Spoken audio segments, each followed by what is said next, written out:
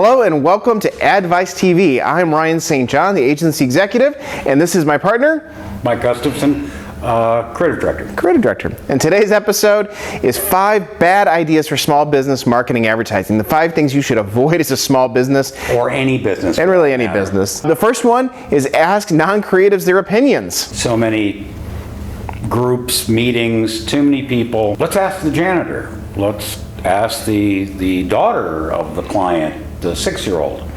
Let's ask people that are not trained in creativity. You know, we have degrees in this. We've practiced it for years. So getting the opinion of everybody in the building is not a good idea. Let us do our jobs. It's really interesting. I think it's the only industry that everybody thinks they're a marketer or advertiser. Like, you never walk up to somebody and they say, oh, well, I'm a knee surgeon, I can replace your knee. It only happens in marketing and advertising. Everybody's a copywriter. Absolutely. Bad idea number 2, put yourself in your own ad. So many small businesses put a picture of the owner in the ad. Like, nobody cares what you look like. What they need to know is about your product or your service. Now, when you think about all the, say, Apple commercials, Steve Jobs was in every one of them. No. When you bought an iPhone, gee, was he on the box? No. He let the strength of his agencies do the work and the creativity, and that's why they are the brand that they are today. One of the few exceptions is actually Lee. Yeah, I was lucky enough to do commercials with Lee Iacocca back in the 90s. Lee was not just a random owner, he was the CEO, but Lee Iacocca was the brand. Brought the company out of bankruptcy twice, considered like one of the most trusted men in America, along with like Walter Cronkite. But if Lee said something, people believed him, and that's why he was in the ads. Not all the ads, but in major ones. The third bad idea for small businesses when it comes to marketing and advertising is blow up anything. And this idea came from a book called Hey Whipple, Squeeze This. Good friend of mine, Luke Sullivan, wrote this book. He has a section on things not to do. He said if big gorillas on the roof really worked, wouldn't all businesses have big gorillas on the roof? No doubt. I mean, when was the last time you had an Apple store with a big gorilla out front, right? Now, I just call those car dealer tactics, and you can take that for what I'm saying. When was the last time you saw a good car dealer ad? There you go. And that includes the silly guys. My kids always call them the silly guys that fly all over the place. Avoid that. Bad idea. Better places to... And let's throw sign spinners on there. What a way to cheapen your brand. Yeah, well, that's exactly it. Is not only is it ineffective, but it cheapens your brand. We're trying to build value within your brand. They're out there begging you, please come into the parking lot. Please, please, please. Bad ideas. Number 4, tactics only, no strategy. So this is one of those areas that we hear from time to time is companies or clients will say, hey, we've got a limited marketing budget, so we're going to run one ad one time. Bad idea. Don't do that. People need to see your ads, your messages 7 to 9 times before they take any sort of action. You have to plan this stuff out over time. You have to do it consistently as a kind of a system. Think about strategy first and then tactics below it.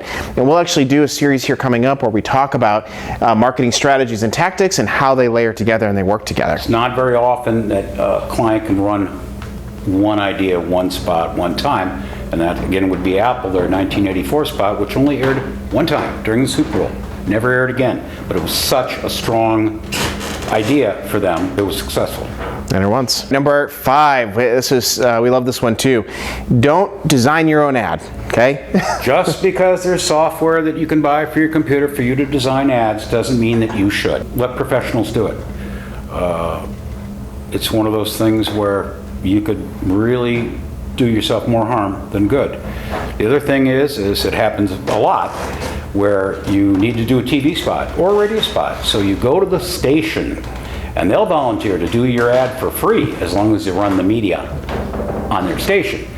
And what the problem is with that is, number one, it's not going to be the level of creativity that you probably will need. And the second one is on the radio spots, you're going to have a DJ read the radio spot that they write for you. And this is the guy that people have been listening to for 4 to 5 hours, interrupting the music that you want to hear. And they're coming in and trying to sell you stuff in that same voice that people have tuned out. So don't do your own ad. And that's such a great point. We are pre-wired to tune stuff out that's not as important. It's a part of our kind of fight or flight or survival mechanisms. We focus on the things that are most important. So, I mean, that is just key right there. You have the same voice read through. It's not, people don't even know there's an ad going. Plus the ability for people to flip. You must have great creativity to get them to watch your ad. And there's so many great online resources. There's really no reason to design your own ad these days. Kavana, Fiverr, you can reach out to them. There's some great creatives out there that are really cost effective, that at least these are creative people that are in the business, that are doing this work on a daily basis. Even if you can't afford an ad agency, there's some great alternatives to it. Or you could call us. Or call us. Those are 5 bad ideas for small business marketing and advertising, and this episode is the 5+ bad ideas. So here's actually our 6th bad idea, and that is running the same ad for too long. I know of one client I see, and I read the paper cover to cover every day. They've been running the exact same ad for 2 years in the same section, in the same spot. If they didn't get it after the first 5 or 6 times, they're not going to get it. So you need to change it up, freshen your message, give them another benefit of your business, but you can't saturate them to the point where they just gloss over when they see your ad. In fact, they talk about that in the biology book. They talked about American Idol, the first season of American Idol. There was 3 main advertisers for the first season of American Idol. It was AT&T, Ford Trucks, and Coca-Cola. It was really interesting when American Idol went to those 3 main advertisers. They said, "There's all kinds of ways you can engage with us or run your ad. How can we work together on this?" So Ford actually did a traditional spot. They did 30-second ads after every commercial break. AT&T did the dial in the AT&T phone. You had to dial the number for the contestant you wanted to vote for, and then Coca-Cola just did basically all subliminal messaging. So the cups were Coca-Cola. The green room didn't actually have any Coke logos, as I remember, but everything was Coca-Cola red. Everything had the curve, like the couch was curved like a Coca-Cola bottle.